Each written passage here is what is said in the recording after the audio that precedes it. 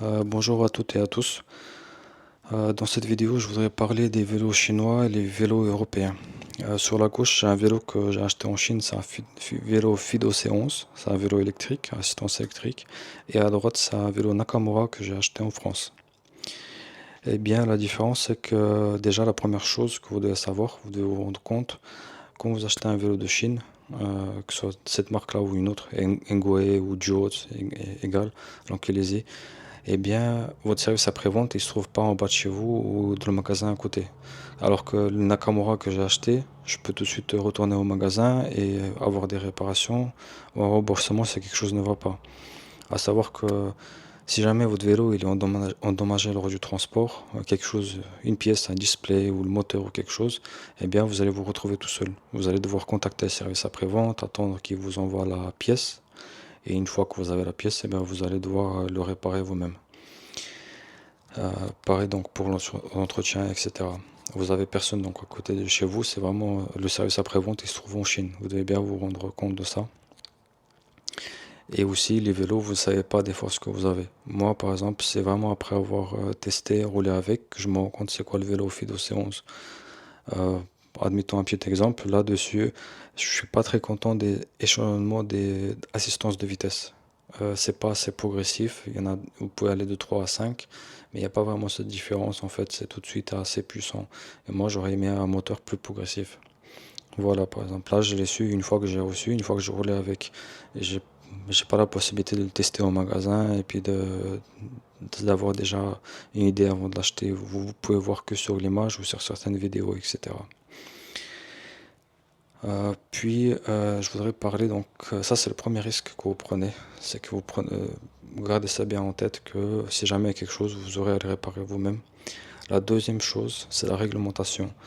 Ce que les youtubeurs la plupart du temps ne disent pas, c'est que les vélos sont hors réglementation. Allez, plus de 90% de vélos chinois sont hors réglementation. Je parle des vélos électriques, bien sûr. Pourquoi? Parce qu'il faut avoir un moteur de 150 watts de puissance nominale. La gâchette d'accélérateur ne doit pas dépasser les 6 km/h et les vélos doivent être bridés à 25 km/h. Et là, en l'occurrence, si vous prenez la plupart des vélos chinois, que ce soit Fido, Duo, Tselankilesi, Engwe, etc., eh bien, ils ont tous des moteurs plus puissants que la moyenne. Après, c'est vrai que ça fait plaisir quand vous prenez des côtes, des montées, ça pose aucun problème. Mais c'est hors réglementation. La touche d'accélération, euh, elle dépasse toujours les 6 km/h. Là, sur le Fido, je peux monter jusqu'à 25 km/h en bridé, donc jusqu'à 42 si je débride. Voilà, ça aussi, c'est hors réglementation. Et puis, donc, après le côté bridé, la plupart des vélos, vous pouvez les brider à 25 km/h. Les vélos chinois, ça va encore. Donc, faites attention à ça parce que j'entends aussi des choses comme euh, certains youtubeurs disent vous pouvez rouler sur des voies privées, des chemins privés ou des routes privées. À savoir qu'un chemin privé, c'est une route qui vous appartient ou qui appartient à votre entreprise, etc. Donc, c'est une route privée qui appartient à un particulier ou à une société privée. Eh bien, ça, il n'y en a pas beaucoup. Et à moins que vous avez un village qui vous appartient, vous êtes agriculteur et tous les chemins vous appartiennent, moi, je vois pas où est-ce que vous pouvez utiliser toute la puissance et utiliser complètement le vélo parce que sinon, c'est interdit de rouler à 50 km/h ou à 40 km/h avec votre vélo électrique sur la piste cyclable en ville, au milieu des voitures ou au milieu des passants. Ou alors, vous devez l'homologuer. Vous devez l'homologuer et dans ce cas-là, vous allez rouler sur la route et non sur la piste cyclable. Voilà la différence. Ça, je voudrais bien que vous preniez en compte. Pas que vous ayez des surprises comme moi après l'avoir acheté, mais c'est une chose importante à savoir. C'est ce détail. Moi, j'ai ce vélo qui est sur la gauche, le Fido C11. Je suis content de l'avoir, je vais continuer à l'utiliser. Mais je sais que voilà, il est un peu trop puissant par rapport à la réglementation. Je sais que dans certains pays comme l'Allemagne, c'est très strict. Vous pouvez vraiment avoir des amendes et vous faire confisquer le vélo. Faites attention à ça. En France, après, c'est beaucoup plus souple. Des fois, c'est un peu trop tolérant. Il y a beaucoup de choses qui sont interdites, mais les gens le font quand même et ils ne se font pas sanctionner. Alors, ça, je pourrais pas vraiment juger, vous le dire, parce que en ce qui concerne le vélo, de toute façon, je n'ai jamais été arrêté et contrôlé avec mon vélo. Personne m'a demandé à rader le moteur, etc. Donc voilà. Après, je roule jusqu'à 25 km/h, je roule doucement. Je respecte le code de la route, je pose de problème à personne. Voilà tout ce que je peux dire.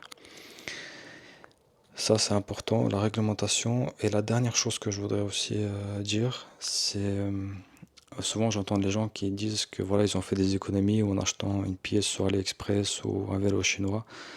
Eh bien, c'est pas toujours des économies parce que des fois la qualité n'est pas toujours présente au rendez-vous. Toutes les pièces ne sont pas de bonne qualité. Certaines marques bâclent le travail, que ce soit le cadre, les pièces détachées, etc. Je connais des gens qui montent leur vélo eux-mêmes. Faites attention avec ça. Parce que si vous utilisez vraiment, donc vous le pratiquez extrêmement le vélo vous allez en montagne, vous faites des sauts avec. La qualité est très importante, c'est votre sécurité. Il vaut mieux peut-être payer un peu plus cher et acheter un vélo peut-être en France ou en Allemagne, en ayant sûr de la qualité et la marque qui va avec. Bien sûr que c'est cher parce que vous devez payer l'ingénieur, le designer, les locaux, le vendeur, le magasin, etc. Il y a toutes ces choses qui font que le prix est très élevé, mais vous avez au moins, vous savez ce que vous avez entre les mains. C'est pas un test, c'est pas un essai. Alors qu'avec les vélos chinois, la plupart du temps, eh bien, on sait jamais. Des fois, ça peut être un bon cadre, un bon moteur, des bons pneus, mais c'est pas toujours le cas avec tout. Donc voilà, à ce niveau-là. Comme j'ai dit, les trois choses à savoir, c'est la réglementation. La plupart du temps, les vélos sont hors réglementation. Maintenant, ici, ils font un peu plus d'efforts pour être dedans. Ils enlèvent les gâchettes ou ils proposent d'enlever la gâchette avant de le vendre. Après, la deuxième chose, c'est que votre service client, il n'est pas à côté de chez vous. Vous vous retrouvez tout seul avec le vélo. Donc vous l'avez acheté sur Internet et avec une entreprise qui se trouve très loin de chez vous. Ça, il faut bien prendre en compte. Et le rapport qualité-prix.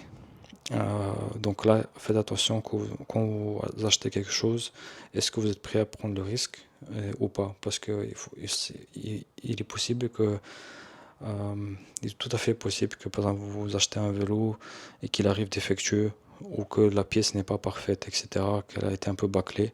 Et bien là, vous aurez des problèmes. Vous allez devoir contacter le service client, vous allez devoir perdre du temps, etc. Voilà, j'espère que j'ai été clair au niveau de la présentation. En fait, la différence entre un vélo chinois complètement et un vélo français. J'espère que je vous ai aidé dans votre choix. Maintenant, donc, c'est à vous de choisir ce que vous voulez. Moi, tout ce que je vous conseille, prenez le temps et regardez, peut-être pas en premier temps le prix, mais plutôt la manière dont vous allez utiliser le vélo. Voilà, je vous remercie.